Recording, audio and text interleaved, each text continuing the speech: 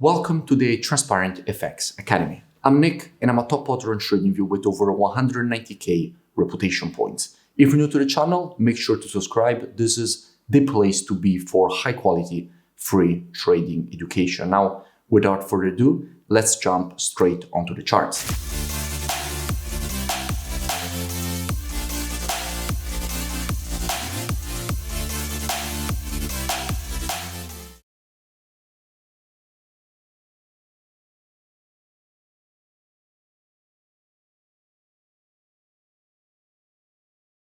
In this video, I will be speaking about USDCHF. Now, as usual, to keep the video as educational as possible, first I will be covering the technical aspect for this market. Then we will be moving to the order flow by looking at the commitment of traders. So the COT data, which is what the non-commercials, so the biggest speculators in the market are doing, which are essentially hedge funds, so the big players in the market. And by the end of the video, by using a combination of these two different types of analysis, we will try to understand where we have the highest probabilities for the next potential move here for this pair. Now, starting from the monthly time frame here, what we can see is that we have a market which at the moment is testing a very strong level of historical monthly demand and support. In fact, from here, all this previous move to the upside was created. Again, here, the market tested its zone and started rejecting it to the upside, and we could expect more bullish continuation to be created away from this level, potentially printing a double bottom at this zone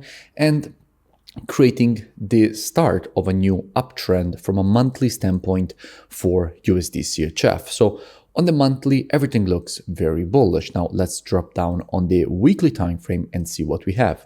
Well, from a weekly standpoint, we can see how in creating this move to the downside, the market has also printed this overextended M pattern. Now, in general, after the creation of an overextended M pattern, what we could expect is a rejection to the upside for the market to retrace at least to the 0.32 of the Fibonacci taken on the impulse candle. Now, in this case, the impulse candle is from this high to this low, and we can see, in fact, how the market has already retraced exactly to that 0.32 as we wanted to see after the creation of such pattern.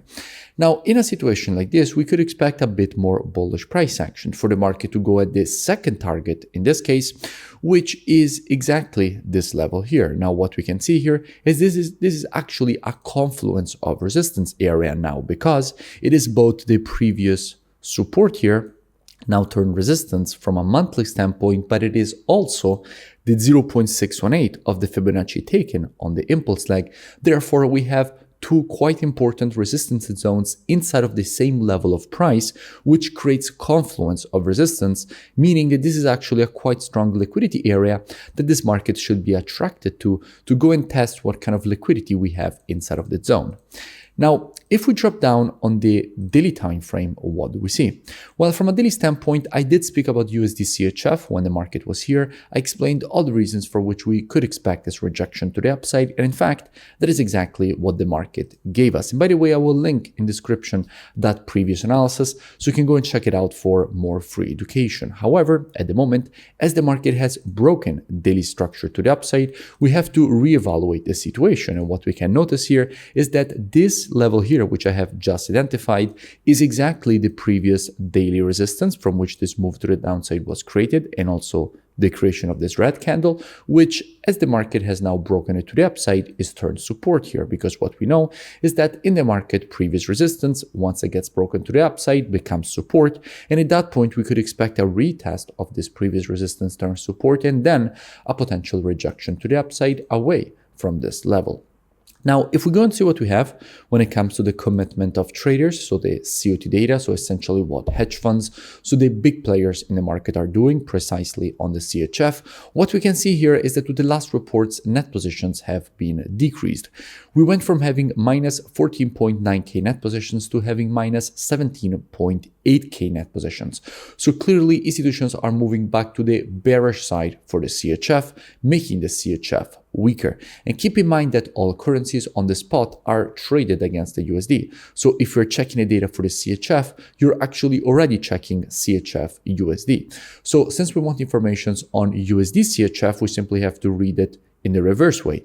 Now, clearly, if institutions are shorting CHF USD, they are longing USDCHF. So this means that actually institutions are moving to the bullish side of USDCHF, longing USDCHF by shorting CHF USD. And what we can see here, in fact, is that when it comes to the longs, they got decreased from 12.3K all the way down to only 3.7K.